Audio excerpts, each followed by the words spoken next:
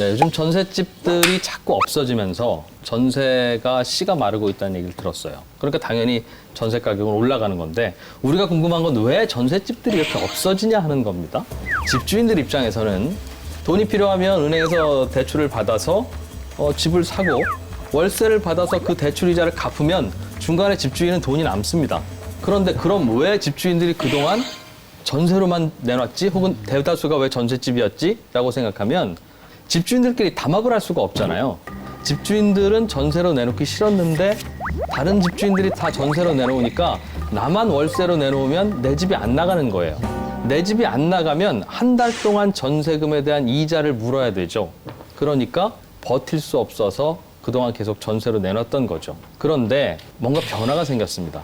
최근에 한 5년쯤 전부터 금리가 빠르게 떨어지기 시작했어요. 금리가 내려가면 어떤 일이 벌어지냐면 집주인들 입장에서는 전세금을 받아서 은행에다 넣어놔봐야 별로 돈이 안 되니까 월세 세입자만 받겠다라고 하는 게 가능해지기 시작했고 생각해보면 전세라고 하는 건 과거부터 없어졌었어야 되는 거예요. 예를 들면 우리 겨드랑이의 털 굳이 필요 없잖아요. 남자들의 젖꼭지 왜 있는지 모르잖아요. 그렇지만 있잖아요. 언젠가부터. 전세도 마찬가지예요. 전세는 예전에 은행에서 돈을 대출해주지 않을 때는 전세가 필요했습니다.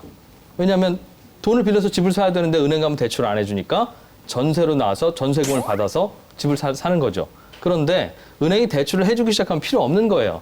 그래서 아마 이렇게 없어지기 시작한 전세는 아마 점점점 줄어들 가능성이 높아요. 왜냐하면 전 세계에서 우리나라만 전세가 있는걸요? 그러니 우리나라에만 있던 천연기념물인데 하나씩 둘씩 없어지기 시작하면 멸종될 가능성이 높죠. 사랑하는 사람하고 헤어질 때 마음은 아프지만 헤어져야 되면 헤어져야 되잖아요. 전세도 아마 우리에게 그런 게 아닌가. 전세를 보내줘야 할 그런 시점입니다. 정말 그 보내줘야 하는 지금 눈물까지 흘리시는 메소드 연기를 지금 펼쳐주고 계시네. 감성적인 그렇죠. 저기 G캐스트였습니다. 예. 금리가 낮아진 게 가장 큰 원인인 거라는 말씀이신가요? 실제로는 전세라는 게 굉장히 싼 임대료로 우리가 그동안 살았던 겁니다. OECD 통계를 보면 전 세계 평균은 소득의 한 21% 정도를 주거비로 쓰는 걸로 통계는 나와 있는데 우리나라는 그동안 16%, 17% 이선이었어요. 가장 큰 이유가 전세라는 제도 때문이다.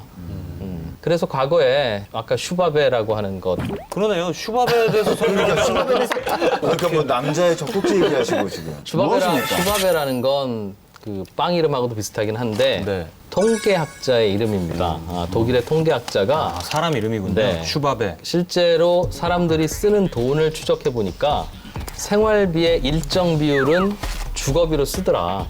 당연하죠. 주거비를 네네. 어떻게 안 쓸 수 있겠어요? 그런데 저소득층일수록 그 주거비로 쓰는 비율이 전체 지출에 비해서 비율이 높더라.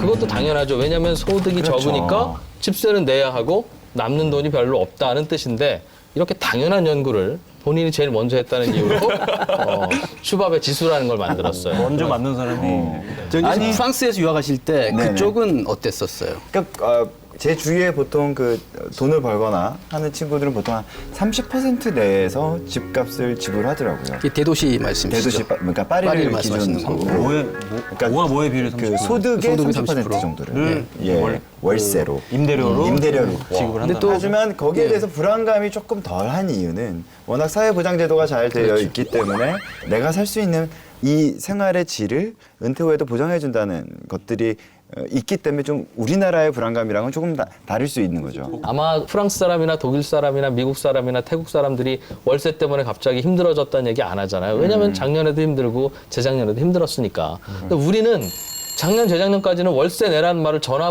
오지 않았거든요. 난 전세였으니까. 그런데 이제부터는 자꾸 전화가 온다는 거죠. 깜빡깜빡하죠. 월세 내버릇하지 않았으니까 잊어버리니까. 그런 것들이 경제나 소비에 충격으로 다가올 수 있다는 거예요.